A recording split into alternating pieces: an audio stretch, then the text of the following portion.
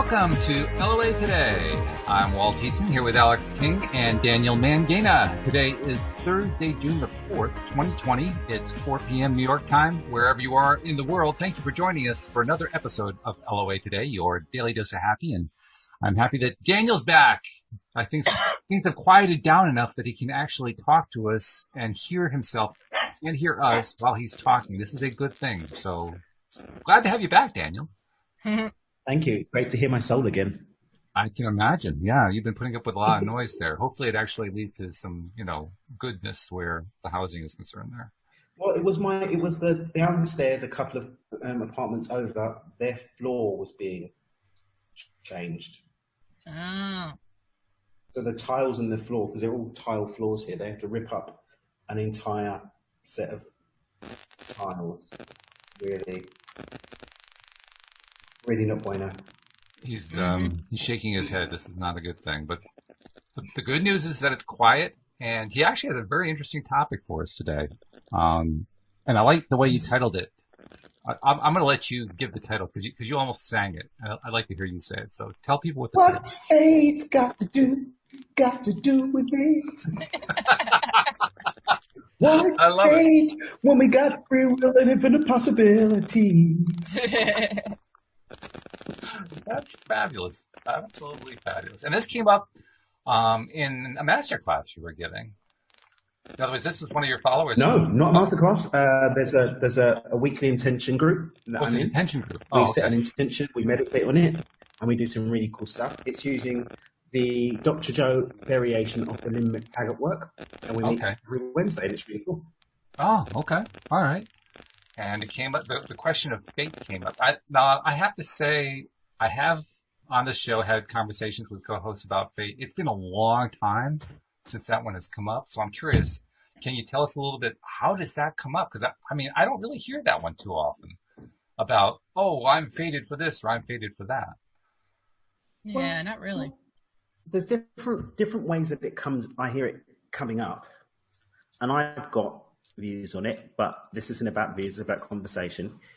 But as soon as predeterminism comes up in any form, I kind of shut down by virtue of the fact that it's been scientifically demonstrated that the electrons that form up the atoms that make up our world respond purely to observation, to expectation. Right.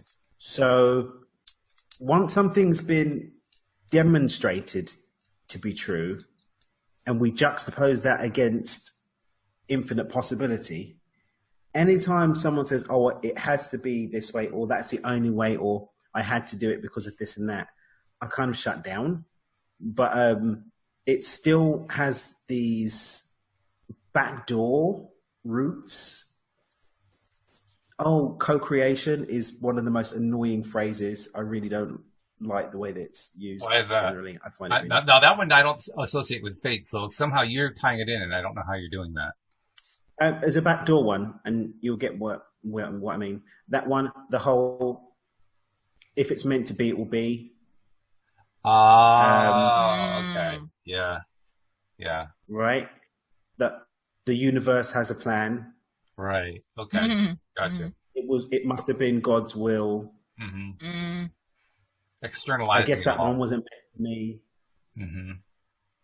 These little sneaky ones, when you strip them away, they're basically punking out of being responsible for creating your reality. Right. Mm-hmm. Yeah. At the rudimentary. Now, I'm not negating the nuances and all that kind of stuff, but they for them to exist, for any of these phrases to exist, you are not ultimately responsible. There's another entity that makes the final sign off. And when people start talking about co-creation, then you're separating yourself to the point of having two differing points of view, and you not being the one that's eventually responsible for making the choice. So we're saying that the universe is a tyrant at the end. At the end of the day, the universe is a tyrant that has the final say. Otherwise, what's the point in even making the statement? Well, I mean, I never thought of co-creation in the way that you're describing, but I can see how someone might. I mean, I think of co-creation is, well, I start to do some creating and then you start doing some creating and now we're both doing some creating and, oh, this is really cool. We're creating together. And I just kind of leave it at that. And I don't worry about it. in that state, at that level, that's cool. But then we're not co-creating. We're creating with the fuller part of ourselves because we are a physical manifestation of source. So we're simply allowing a higher expanded level of ourselves to be included in the creative process versus, oh yeah, I set this intention, but co-creation. So if it doesn't happen, it's because the universe didn't say it was so, or because it wasn't in my soul contract. So, okay. So you're saying that people are associating co-creation as part of that back door, as you're describing it. They're associating it as... If you have a conversation, if you go and find 10 people that are in this kind of stuff and ask them all to break down what they mean when they say co-creation, let me know what they say. I'd love to hear what the people have to say about it and which ones of them do it in a way that actually means they have the final say versus someone else having to sign off. It's a great question. I don't know. I mean, Alex, have you ever run into this? Have you ever thought about this? I have never heard of co-creation ever. Ever? Oh, okay. Ever. This is my first hearing of it. Okay. Well, I mean, we're co-creating the experience of your experience. That's right. My only association with the term co-creation is Abraham Hicks, because they always describe the workshops that they do as being co-created between Abraham and the people who are participating in the workshops. Mm. And I always thought of that as Abraham simply trying to assist the people in the workshops to, do whatever it is that the people in the workshops were trying to do. So basically the responsibility stayed with the people in the workshops. They were simply asking for some advice and, a little idea about how do I break out of this thing that I'm in right now. But I hadn't heard it the way you're describing. I mean, I can see how people could do that. It's just, I hadn't thought of that. I mean, the things that people can create. I've created a way to prevent myself from being the creator. So, I mean, if you just go to the whole, if you just look at it in terms of the context within which people use the phrase co-creation in relationship to the outcome and what they get and whether it happened or not. Just think about it in those terms. I have never thought of it that way. I'm going to have to pay attention to see if that's what people are doing. Mm. Yeah. So is it like a because if you just take the conversation beyond the phrase and ask them to just have a conversation about what it means and what was the point in saying it anyway. Right. Now, that's not to say that there isn't a point in saying it. For example, you gave the example of Abraham and when they're co-creating the experience. Now you can take the conversation to a natural conclusion because the purpose of co-creation in this, the phrase co-creation is to describe the infinite intelligence that's being channeled in the form of Abraham and the attendees of the event co-creating an experience that leads to a breakthrough, that leads to transformation, that leads to an expansion of their understanding. Right. There's a co-creative experience. Two identified entities coming together to have an outcome. Right. Now, if someone has that and comes away and says, I didn't have my experience, well, Abraham is the one that had the higher responsibility, so it must have not been in my contract or whatever for me to have that experience. Wow. Do you see the conversation? Mm. Yeah, I can see how that could go. Sure. Mm-hmm. Yeah. But people don't actually take the conversation any further, and they normally have a robot breakdown when you try and ask them to break down even what they mean by co-creation. A robot breakdown. Okay. There's a hashtag for you, Alex. Yeah, it is. So it's basically a cop-out is what you're saying. Yeah. Mm. Yeah, it is a cop-out. Well, it's understandable when you consider most people come to conscious creation ideas, law of attraction ideas from a religious background. Some don't. I didn't myself. Yeah. But a lot of people do. And I think pretty much all the major religions of the world have an external God, an external deity that is responsible. So it's kind of built in that sense. Yeah. It's built in. And then when you get the surrender cop-out that comes in the form of, oh, everything's working out for me, so It's all bueno. I don't need to set intentions. Everything's working out for me. Good luck with that one, mate. But if you say that, aren't you setting the intention that everything works out for you? If you hold the belief system that supports that, then yes. But if you're running on an unconscious program that says that things don't work out for you, and you're verbalizing things do work out, actually all this was a manifestation of your unconscious intentions for things not to work out for you. And that's really what's at the root of it, isn't it? I mean, the whole externalization thing, externalizing control in the hands of an external deity, it's all about what kind of internal conversations are we having with ourselves. Mm-hmm. Because the moment that the conversations slip the rails, I guess, the best way to describe it, the moment they slip the rails is the moment that the thing doesn't work out the way you had in mind. So it can't be me. It's got to be something else. Right. Mm-hmm. And the sad fact is that so many people are losing out on the beauty of being able to manifest something different because of the externalization. So in my workshops, and when I work with people, I do a blame identification scale. Ooh. When I show that there are levels of blame that we move into, and people that are conscious or law of attraction type people, they tend to skip most of them, but then they still have the co-creation, the universe, or whatever, or God as being this element in the top, or the soul contract, or my soul's purpose, or whatever. It normally, in my experience, I've seen people do government, society. Mm-hmm. They have parents, work, boss, employees, teacher, religious or cultural blame. Then we can go into ancestral blame. Oh, I'd love to be able to do that, but I've got this generational curse I haven't broken yet. And yes. Right? Mm-hmm. But eventually, or people like in religion might use the devil. Oh, Satan brought this in our lives. No, it was your vibration that manifested the opportunity for this, and then your choices led you into it. Mm. And this is unpopular because people look at collective agreements and use those as a thing. Collective agreements can still be transcended.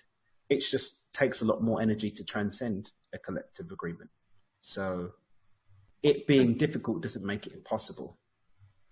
That's an interesting point. I hadn't really thought of it that way, but you're right. The soul contract / collective agreement genre can easily be used as a way to deflect responsibility.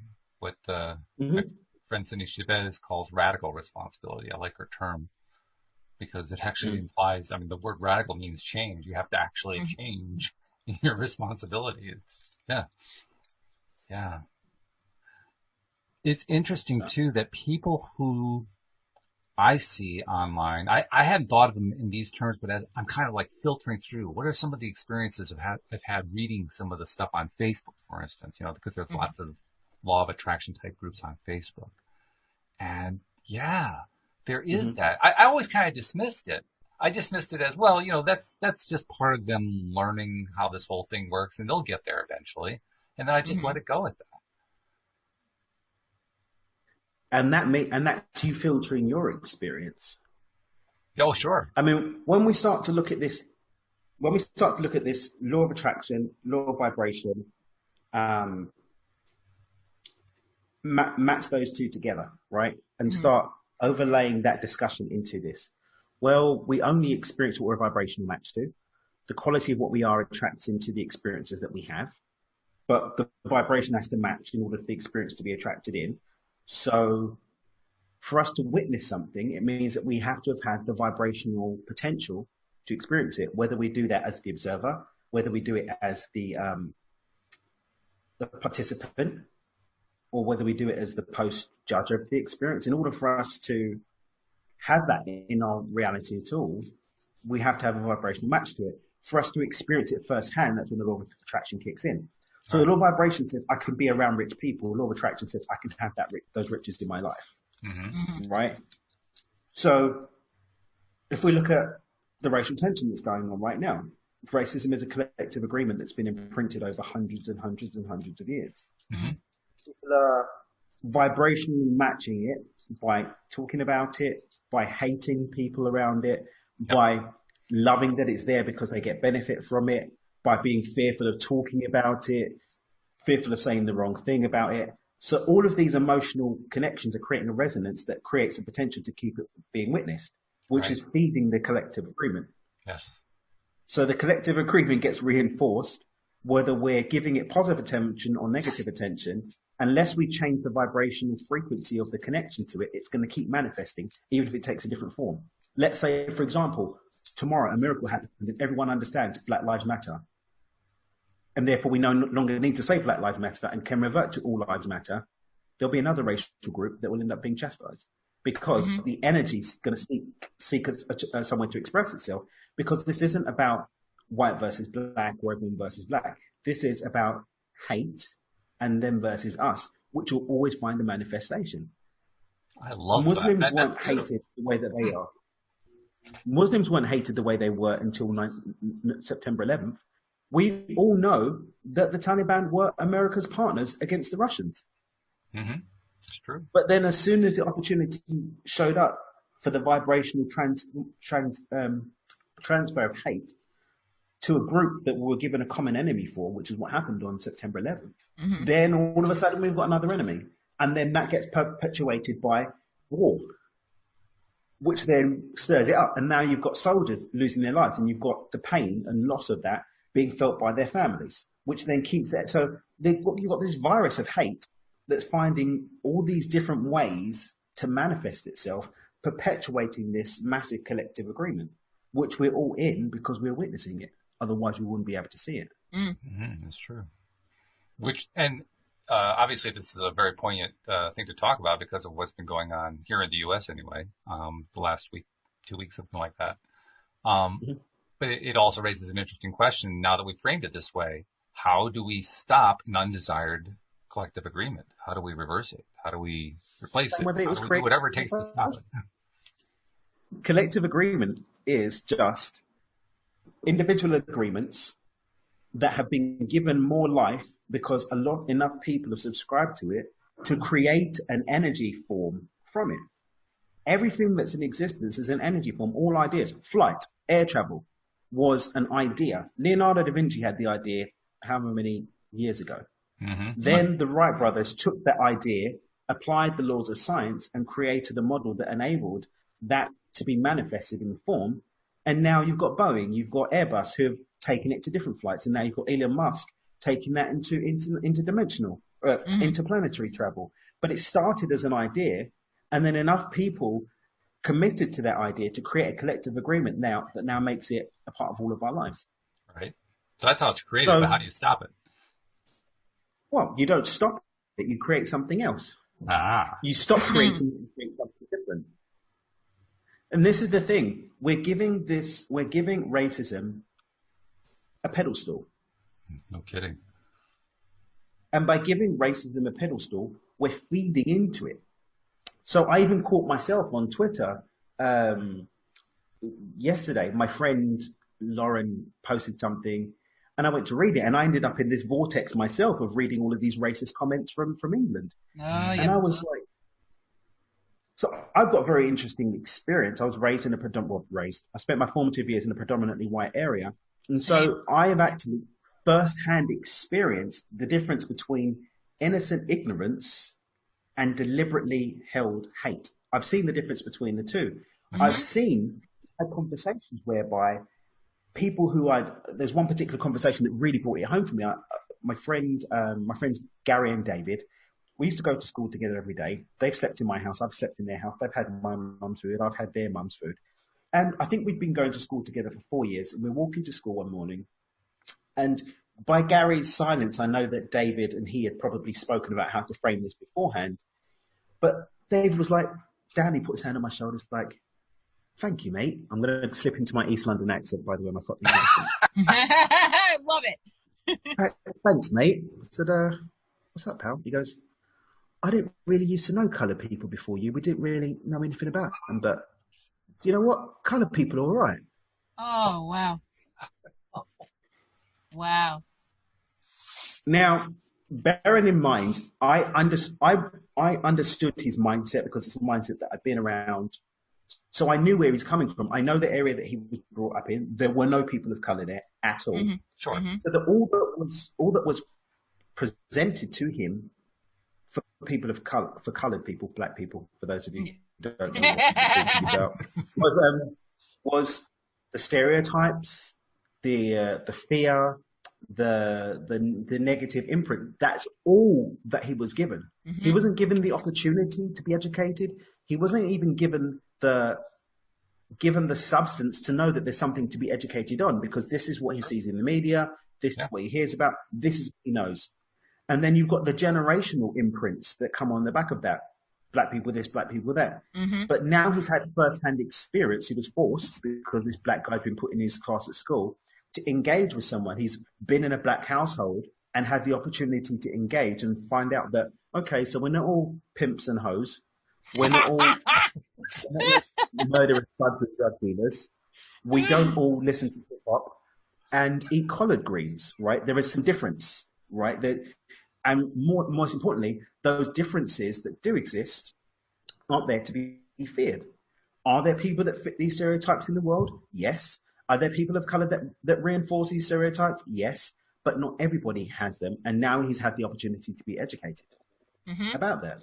So that day was when it clicked for me. Oh my God, I am quite literally at the vanguard of all of these people, that all of my peers at school, seeing what a black person is, what a black person does, and forming and reinforming their idea of that.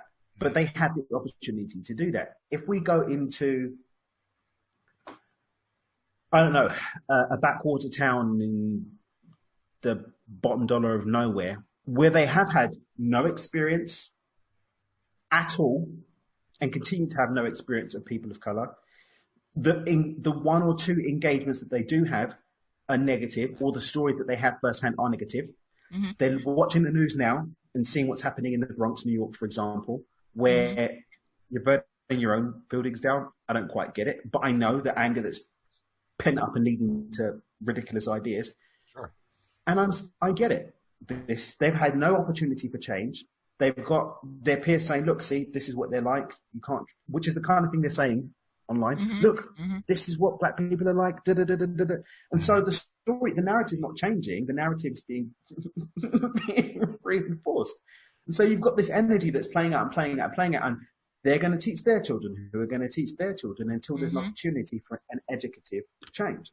Even when you look at the social construct of the USA. So, for example, for an Anglo-American who has had no experience of prejudice or no experience of seeing what it's like to be treated differently, you giving them this idea that being treated differently happens, it's not going to compute, because they don't have a vibrational experience that's going to give them the opportunity to understand the perspective. So when you don't have the other perspective presented, but all you have is the negative dark side of it being pushed, then where's the opportunity for change? There is no opportunity for change. Right. There's some people for whom their commitment to the collective agreement is so deep that they would never be open to change. Yes, of course. But it's not your job to do that. The job is for us as humans, and it's not just about black versus white. There are so many other misogyny, right? Prejudice for people for their sexual orientation. Oh, sure. All of these conversations need to be had, but had in the context of understanding that enough people are holding the lie that this has to be, that it perpetuates as what is. And until that's broken, it's going to continue to be the same. And I love that, because it really beautifully illustrates the power of inventing the new story. Yeah. That new story, like you're saying, can completely replace the old one. You have to give it a chance, but it can really replace the old story. Mm-hmm. I think when you look at America, the civil rights movement was in the 60s, which means that the people who are in power now, the people who are writing the narrative, were raised in a society or raised by people who committed to the maintenance of a society that didn't consider black people to be fully human, in so much as they weren't entitled to human rights. Right. So if you look at that generational energy, then it may or may not take some time for the catch-up to happen. I had a conversation with a friend of mine yesterday, which is hilarious because she looks white, but she's not. She's half Mexican and half Native American. Her mum's like mixed Native American, but her dad's like brown town Mexican. But because she's like got blue eyes and her hair's like light brown, she gets like, oh, you're white girl this, white girl that. And she accidentally, from not knowing, had said, but yeah, all lives do matter. But she didn't understand the narrative that was actually being placed. And so she mistakenly said a phrase that isn't actually in line with what she believes. And instead of people taking the opportunity to engage with her and say, oh, by the way, you know, I see you're a decent human, just so you understand this is what we're really trying to say, and this is why we're not using it. You white this and you that, and you're racist and blah, blah, blah, versus someone the opportunity to be educated, that wants to be educated, that wants to contribute positively, that wants to add to the narrative in an expansive and transformative way. But that energy of hate, which I understand, if you step on someone's head for long enough time, the second that they are let out for air, there's going to be a level of anger. If you keep prodding a bear and let it out of the cage, there is going to be anger that's going to be expressed. And to some extent, allowing the energy to be expressed is important because suppressed energy just causes more of the same. But channeling that expression into something that's more, and again, I'm speaking as someone that hasn't had the black experience as an African American. And so I even understand that, yeah, we've tried this, we've tried that, we've tried this, we've tried that. Yes, but has it been done in concert, and has it been done to the level that affects a collective agreement? There have been pockets of it, but has it been consistent? Has it been sustained? And has it been done against a backdrop of universal law and how it works? And that's my waffle for the day. It's a question that has, I think, been unaddressed. I think it's fair to say that question really hasn't been addressed at all, or at least to a very small extent by a very small percentage of people who are involved in all of this.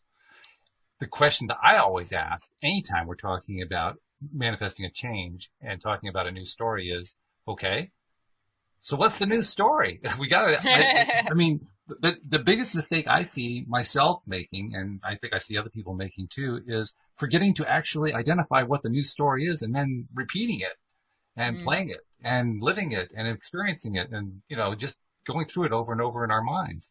So I'm wondering, so, okay, what's the new story? Interesting. I would say in this case, the news story should be that we don't have to hate. So it's not like you take, like Daniel was saying, so Black Lives Matter turns into All Lives Matter, and then, so what replaces hating black people? You don't need to replace it, you just don't hate at all.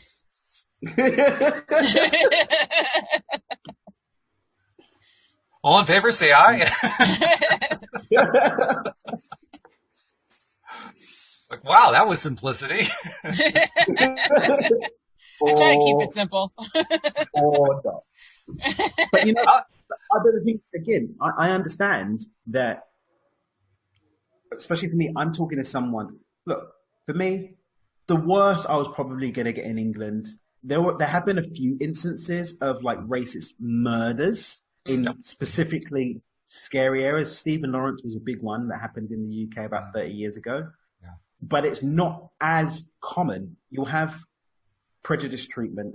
You'll have, maybe you get an arse whooping. You get spat on, so on and so forth. And I'm not saying that these aren't bad, but I haven't lived in a society whereby I'm literally scared if I get stopped by police at a stoplight as to whether this is going to be the end for me. Sure. It's a very, very, very different situation. Will I be racially profiled for stop and search? Yeah, definitely in the UK, especially if I'm wearing, you know, pants around my bum or whatever and a certain type of sneaker. Yeah, it's probably going to happen. Versus if driving a nice car, you're probably going to get stopped as a black person, racial profiling. That happens. But the police officer isn't going to kill you, likely. The one time that does it happen? Yes, but I'm talking not on the scale that it happens in the States, to the point where there's a collective agreement here on the back of it, which, as we know, that collective agreement is going to create more of the same circumstance because it spreads like a virus and actually have people unknowingly manifesting experiences that correlate to that fear. Mm-hmm. So, I don't know. It's a difficult conversation for the very reasons you're describing, because of the experience that people have had here in the U.S. And Yeah, I mean, it's real. It's reality coming out.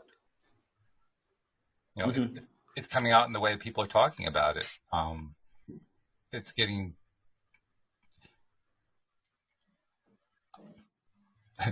Here I am. I can feel myself going through. Okay, be careful what you say there. Be careful what you say. I can just feel myself. Oh my God! All these things I have to be careful about. Just say it. We'll correct you. Holy cow! Again, this is the thing, Walt. Someone like yourself, who isn't trying to be ignorant, wants to be educated so that they can make a positive contribution. You should be able to speak to your questions without fear that your quest for expansion in your knowledge and your ability to move into future conversations where you do contribute constructively is being hindered by being scared to ask the questions that might create that change for you. And I think that is sad. It is. 'Cause how are you supposed to know if you don't ask? It's true. Yeah. And I think I think for someone like me, it's more a fear of, I really don't want to say something that's going to encourage them to set themselves off. I want to try to help them and give them the love instead of the hate. I want to try to do what Alex was talking about. I want to get hate out of the equation, replace it with love, and just stay in that love vibrational place.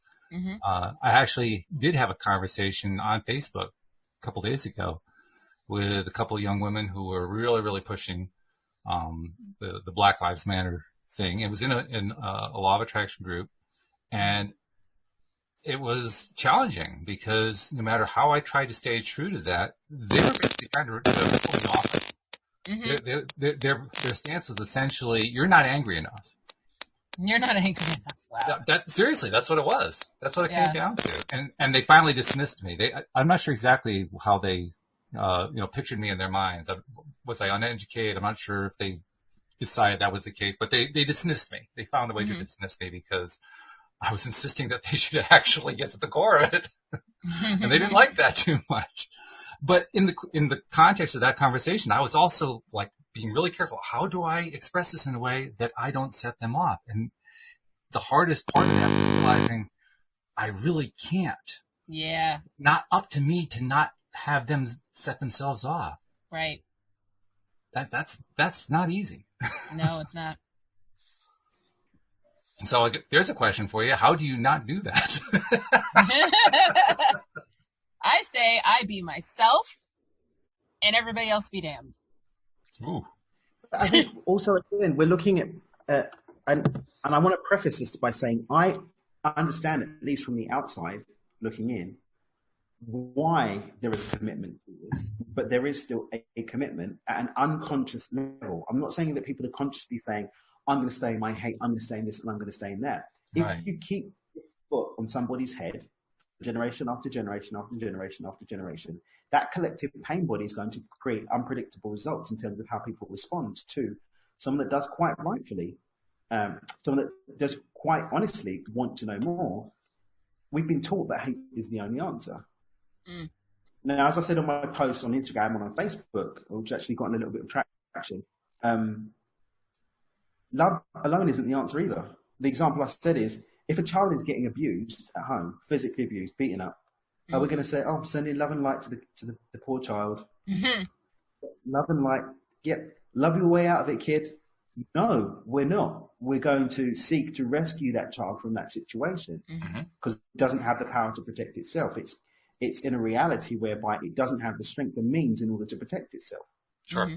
But just standing at the door and hating the person that's doing the abuse isn't going to do anything either. No. Nope. Again, I'm not saying take the child out and send love to the person. No, the person has to be held accountable for what they've done also. But then looking at everybody that looks the same way as that person and saying you must be a child abuser because people like you abuse children is a very, very different thing. Yeah. The same if you're looking at someone that's been brought up that all they know is to abuse a child. That's all they know. And they abuse a child. Giving them the chance to be educated, giving them the chance to be educated that that's not really what you do with children. Sorry, bro. Again, it's part of the narrative. But there's so many levels to this. I think, love and hate both can be bypasses. You're not angry enough is coming from a person who is angry within themselves. But again, I understand where that anger comes from. But understanding where it comes from doesn't change the fact that it's not going to change anything. Yeah. That eloquently describes it felt like being in a bind. Like, on the one hand, I knew it wasn't going to make a change. And on the other hand, I didn't know what to say. I didn't know how to help the other person break through. I mean, the only thing I could think of to do was to offer what I knew and then just kind of back off and let them react and respond whatever way they needed to and just leave it. I didn't know what else to do besides that. Sometimes that's all you can do. I guess, yeah. You know what? I recommend it. I was having a conversation with Olga even a couple of days ago. She was asking some questions, and I sat with her and I helped her to understand things. I said, "Babe, you probably shouldn't jump with any conversations about this." I wouldn't have this conversation with anyone else right now. Just here's a safe space, safe bubble, safe bubble. Because I think we don't really watch the news here, so she gets all of her news from memes. So she didn't realize it was something really serious going on. So she wanted to go back up to New York. She wanted to go back up to New York for a little bit, and because quarantine's opening up, she wanted to pop up and go and get some bits and whatnot. And then she's like, "Oh, it's really bad." I was like, "Yeah." When I was saying don't go to New York right now, she's like, "Oh wow." And the first question she asked is, "But aren't they doing it in places where it's black people live and have businesses? I don't understand why they're doing that." Genuine question, they're questioning in everyone's mind, but probably not one to have with people who are just angry at the moment. So probably, right. Yeah. Just little salt on the wound right there. Yeah. Put the salt down. Yeah. Back away from the microphone. So let's tie this back then to the original topic you brought up, because it's a great topic, and the key word in the topic was fate. I mean, we've been talking here in terms of a collective agreement, but often that is seen as being fate, as being unchangeable. You're stuck with it, right? And the only way out is, well, right now the claim being made is the only way out is aggressive protest. But I think protest does have a place, and this is what my point is. Protesting has a place. It's raising awareness. It's it's a healthy way to express the emotional response to a situation. Everyone in the world now is having the opportunity to see this. But protesting is not the final solution. Probably shouldn't use that phrase. Protesting isn't the end of the story. It should be the foray into creating real change, which is everyone's individual energy changing and the choices that we're making off the back of that changing too. People being held responsible is important for balance, but hating everybody that's in a uniform. I know people that are police officers, both in the US and the UK. One of my friends is he's in the NYPD, and he's like, "Bro, I hope, you don't look at me differently for my," he felt the need to reach out and apologize for his choice of career when he's a good cop. He actually cares about people. He wants to protect and serve. He's not interested in using it as a tool to oppress people and to commit heinous acts. So let's talk about the fate portion of this, because I think that's what is probably in the background for a lot of people. Unstated, undiscussed, but the belief that it just can't change. It's fated that it's going to play out this way. I mean, if you go back to the days of slavery, one of the reasons why African Americans, to some extent, are so obsessed with Christianity is because it was ingrained as part of the brainwashing. And there were specific texts from the Bible that we used to demonstrate that a slave should obey their master and so on and so forth. And in some ways, religious doctrine was used to create this decisiveness and to say that the subjugation, even to the level that it was actually permitted and encouraged. So again, you've got this thing that's been ingrained. And you hear it said, part of the white supremacist rhetoric is we are God's chosen. right? It's part and parcel of the rhetoric. And it's one that's being seeded insidiously in the psyche of the collective pain body that doesn't know any different.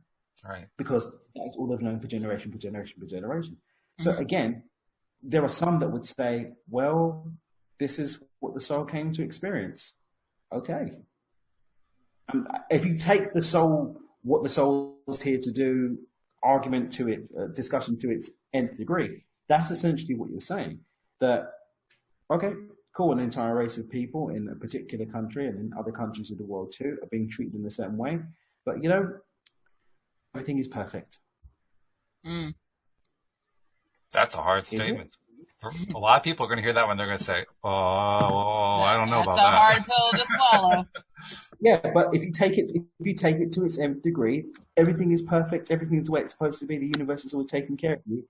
Is that what we're saying this is? Really?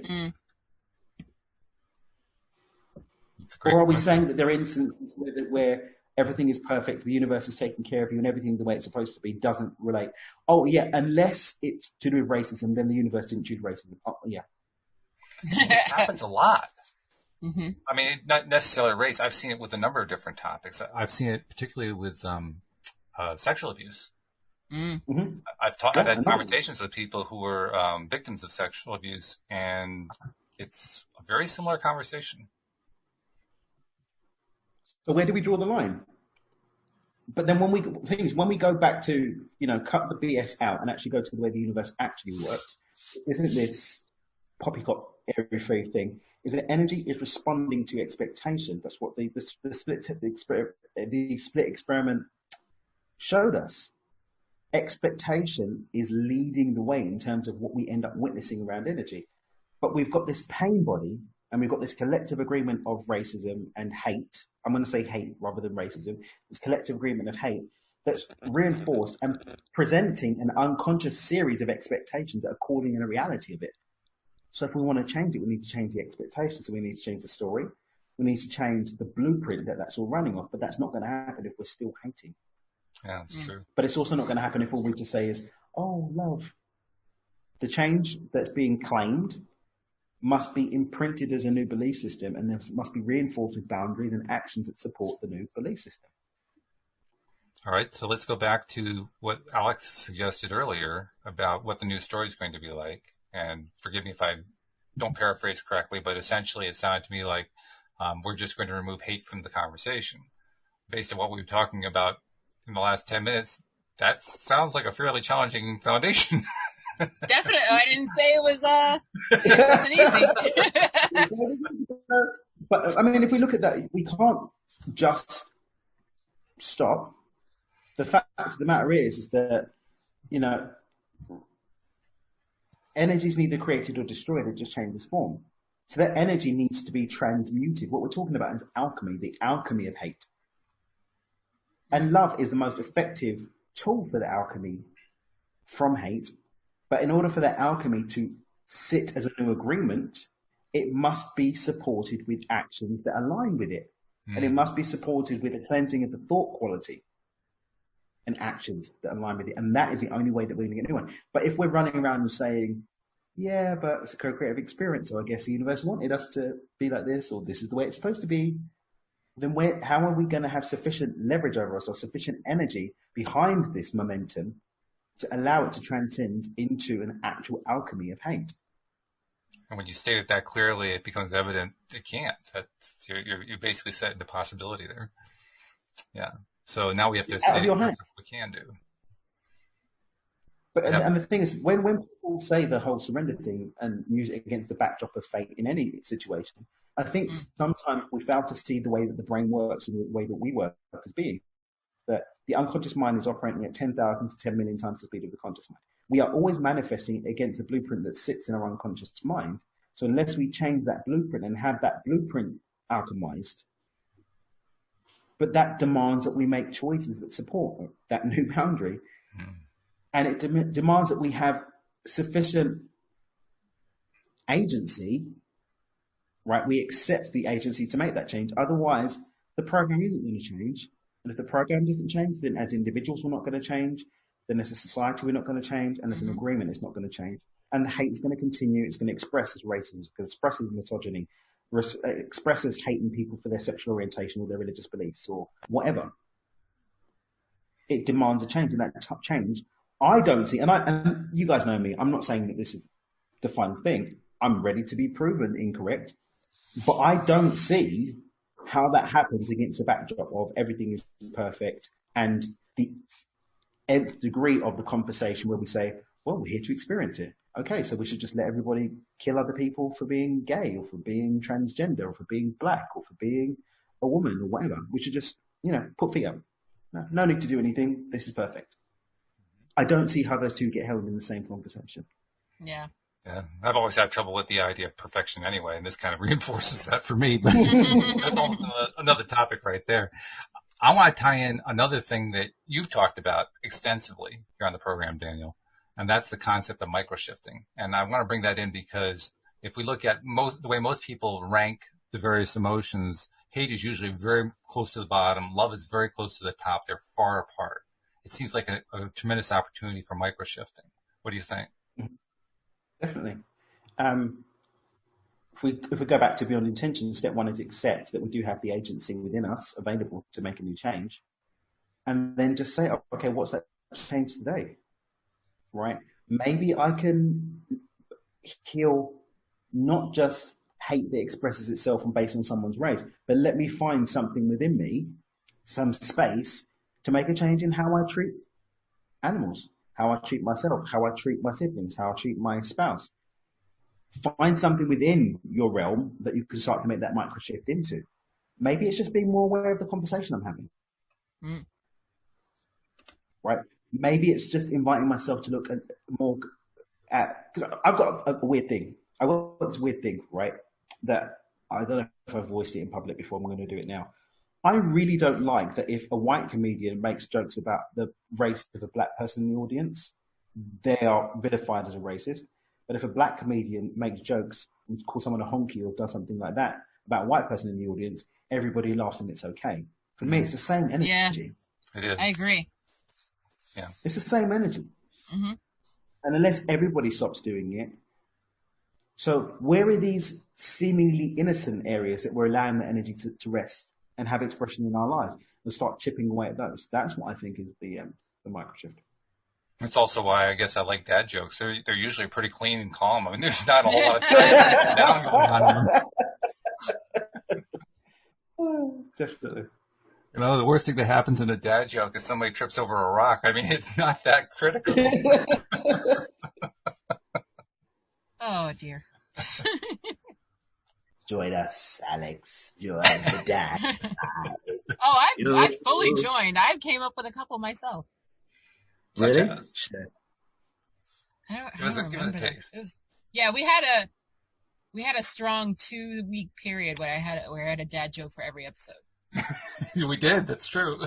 Maybe might even have been a month. I think we need to reinstate this. Well, part of it too. I agree. Part of it was that you were joke. pushing me for a dad joke every day, and I was running out. So Yeah. I was like, I got you, bro. I've got dad joke memes for days. I've got the memes for days because I think I've just set up vibrationally to attracting the dad joke memes of the world. So I don't have verbal ones, but memes I've definitely got for days. Yeah, I love memes. And I love puns. I will say, I think this is actually one of those microshift steps. Mm-hmm. Because ultimately what we're really talking about here is, for a moment, shifting our attention away. This is the pivot that Abraham talks about. Pivoting our attention away from this thing that is just, breaking our minds at the moment. Focusing on something that we can feel good about. Getting ourselves feeling good. And then go back and say, okay, I have a new perspective now. What does that new perspective give me? Mm-hmm. I agree. But again, I also understand that for someone who's been wrapped in a pain body for centuries and genealogically has been imprinted, we know trauma is imprinted in the DNA, right? And the type of trauma that's been imprinted, especially those that are genealogically linked to people that did come directly from the slave trade, that's imprints of torture that are just undealt with, generationally encoded in the DNA. So, I mean, there was something someone said, and I don't know if it's real or not, but there was like an N-word capture license that was issued in Missouri in the 20s. In the 20s, these were being Wow. issued. And lynching still goes on in some parts of the US today. Yep, So, it does. so that energy is not being given the opportunity to be transmuted Hmm. because it's just there encoded in the experience. So when I see irrational behavior and behavior that doesn't necessarily contribute, I don't feel compelled to be able to knock it by virtue of the fact that I can see where that's coming from, but not knocking it and still holding the opinion that, yeah, you need to get it out of your system. I feel you, but it's not going to change. Mm. It's not going to create a change. The same way that just holding a light candle isn't going to create a change, because that's really how change does. There's got to be leverage for change. Well, I'm going to take a sort of the counter viewpoint just for a second there. I'm going to make an argument for there being some change coming out of it. And the reason I say that is, if I have been holding mentality A, whatever that might be, and I start holding a candle, for one moment in time, my mentality has shifted. It may not hold. The shift may not stay, but for that moment in time, I did experience a shift. And that's going to impact in some way on my experience going forward. There's the microshift. And I mean, if we take this, if we go get really esoteric and start talking alchemic life creation and lucid living level of this conversation, well, it could create the change if enough people hold the belief that this alone will create the change, whether it is the holding the candles or the anger. It can.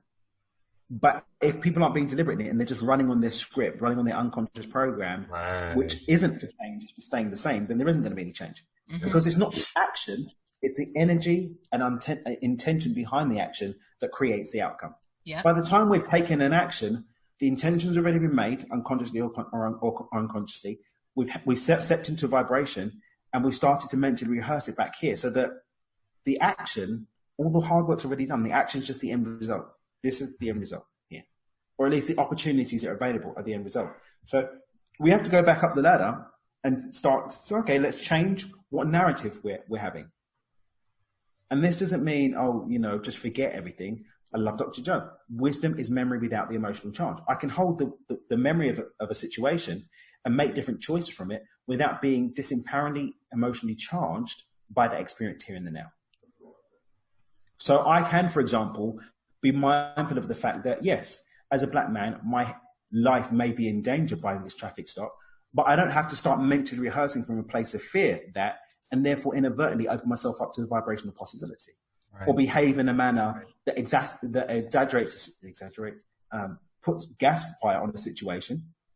And because you've got to remember that a lot of these officers, not just ignorance, some of them are coming from fear as well, because they've been told, oh, there's a black person there, they're going to have a gun, my life's in danger, and all these other stories. So they're acting from fear as well. So you've got two people coming from a place of fear, creating a microcosmic collective agreement of fear that energizes that fear and calls in potentials that correlate with that fear. And that's when it can go out the window, until one of the two changes the frequency and breaks the agreement, and therefore opens them up to something different. Right, and that's where the hope is. Absolutely. And you bring up a great point that I think kind of gets lost in the shuffle, but I'm going to take it and I'm going to expand it and make it like a rule across the board.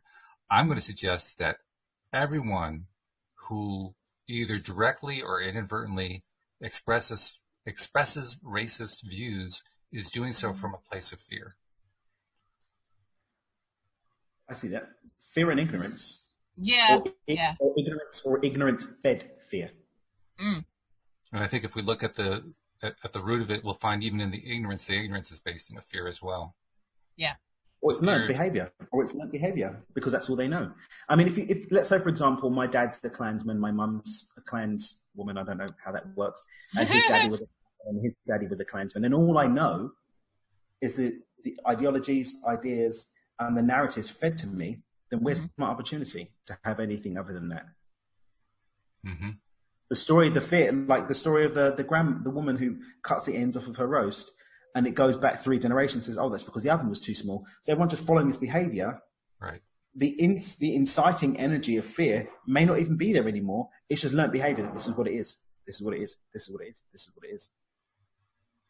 So I'm going to also put out one more radical concept, radical idea, and that is that with all that's going on and with people pushing and shoving and pushing back and all that kind of stuff, the one good, really great thing that is coming out of this mass awareness that is happening is that people are thinking about things differently. Mm-hmm. Maybe not necessarily the way that this group wants them to or the way that group wishes they wouldn't, but they're thinking about things differently. And in the process of thinking about things differently, conscious or not, they're microshifting. They're setting up a microshift to happen, and they don't even know necessarily how it's going to play out. But it's happening. Mm-hmm. It's playing. Hey, I wanted to also share something that Josie's been posting quite a bit here, and I wanted to share some of the stuff that she put into the live stream because there's some good stuff there. She says, first, my mom says that many people fall into the habit of the belief in a victim mentality / energy, and I couldn't agree with her more. So that energy gets vibrated outwards. And then she cites Raymond Hollywell, who Linda and Rita and I have been discussing on Fridays. We finished up that book on this past Friday. In the first chapter, he writes, millions are affected by unemployment, poverty, and want. Millions complain of sickness and disorder in countless forms. And then going on, believing that the circumstances around him are stronger than the power within him, that man is defeated before the race is run. What do you guys think?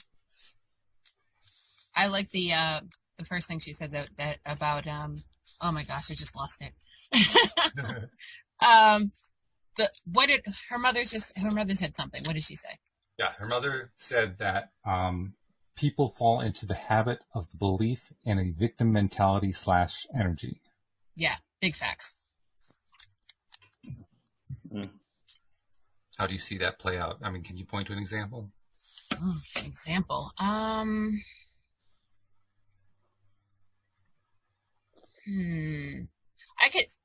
can make an example of somebody shutting that vibration, a bad vibration, down. Mm. So there was this instance when I was in hair school, about 17 years ago, and there was this older white woman who came in to get her hair done, because get your hair done really cheap during hair school. And she came in and she had my friend who's also an older lady and white, and she was doing her hair. And she said to her, she saw me walk by and said to her, "Oh, I didn't know N-words had straight hair." And my friend turns to her, shut her completely down and said, "We don't use that word anymore. I don't know what year you think this is, but you have to get out of my chair." Oof. Shut it down. And we've been friends ever since. Yeah, I can tell. Yeah, sure. Because I didn't hear this happening. She didn't have to come up and tell me about it later, but she did. And I'm sitting here, I'm really curious to know what the reaction of the client was. Well, she was blown away that she was being kicked out of the building. I'm sure that was part of it, yeah. Yeah. I'm wondering what was going on in her head, though, because basically she was faced with a conundrum. On the one hand, she expressed what she felt. On the other hand, she got the door slammed in her face for it.